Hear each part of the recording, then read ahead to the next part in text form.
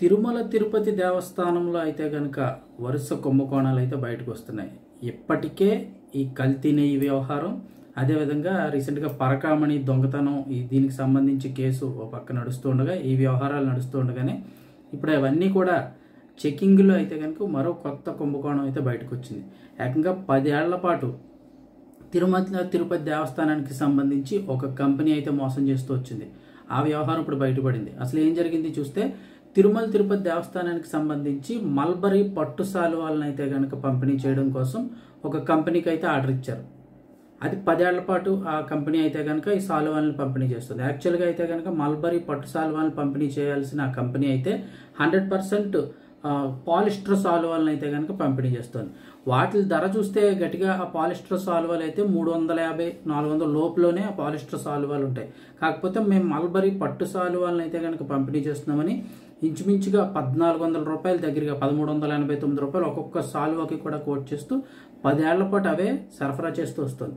అయితే ఇది ఇప్పుడు కాదు, 2015 నుంచి ఇప్పుడు దాకా కూడా 2025 వరకు కూడా అదే విధంగా ఆ కంపెనీ సప్లై చేస్తూ వస్తుంది.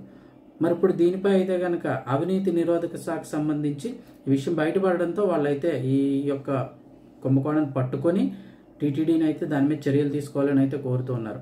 మరి 2015లో అయితే కనుక అప్పుడు టీడీపీ గవర్నమెంటే ఉంది. తిరుమల తిరుపతి దేవస్థానానికి సంబంధించి కూడా అప్పుడు తెలుగుదేశం పార్టీ గవర్నమెంటే అధికారంలోకి ఉంది. ఈ తర్వాత వచ్చిన వైఎస్ఆర్సీపీ పార్టీ గమనించలేదా, లేకపోతే కంటిన్యూగా వాళ్లే ఉన్నారు కదా అని పట్టించుకోలేదా? మరి ఏ విషయం అనేది అయితే బయటపడాలి. ఒక విధంగా అప్పుడు పనిచేసిన అధికారులను అయితే కనుక ఇప్పుడు వాళ్ళందరినీ విచారించి బాధ్యుల మీద చర్యలు తీసుకోవాలని చెప్పేసి అవినీతి నిరోధక శాఖ అయితే కనుక కోరుతోంది. కేవలం కొన్ని చోట్ల అయితే కనుక అధికారులు మతలబు చేయొచ్చు, కాకపోతే కొంచెం పై స్థాయిలో ఎవరి సపోర్టు లేకుండా కేవలం అధికారులు చేశారా అంటే కూడా కొన్ని విషయాల్లో నమ్మలేము. ఎందుకంటే కొంత పై స్థాయి అధికారులకు లేదంటే నాయకులు ఎవరైనా ఉన్నట్లయితే వాళ్ళ అండదండలతోటి కొన్ని ఫ్రాడ్స్ అయితే జరుగుతూ ఉంటాయి.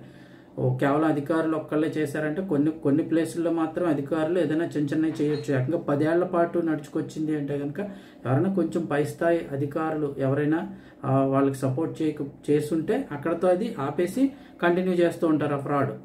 సో ఎవరెవరో బాధ్యులు ఎంతమంది ఉన్నారు ఏంటి కుంభకోణం సంబంధించి ఖచ్చితంగా బయటకు లాగాల్సిన అవసరం ఉంది. ఏకంగా 10 ఏళ్ల పాటు ఎక్స్ట్రా డబ్బులు ఒక్కొక్క దాని మీద ఇంచుమించు 1000 రూపాయల పైన, అంటే 10 ఏళ్ల పాటు ఎన్ని సప్లై చేశారు ఏంటి అవన్నీ ఇప్పుడు డీటెయిల్స్ అయితే బయటకు రావాలి. ఆ టైంలో ఆర్డర్ ఎవరు ఇచ్చారో కంపెనీకి ఇవన్నీ కూడా ఇప్పుడు బయటకు లాగబోతున్నారు.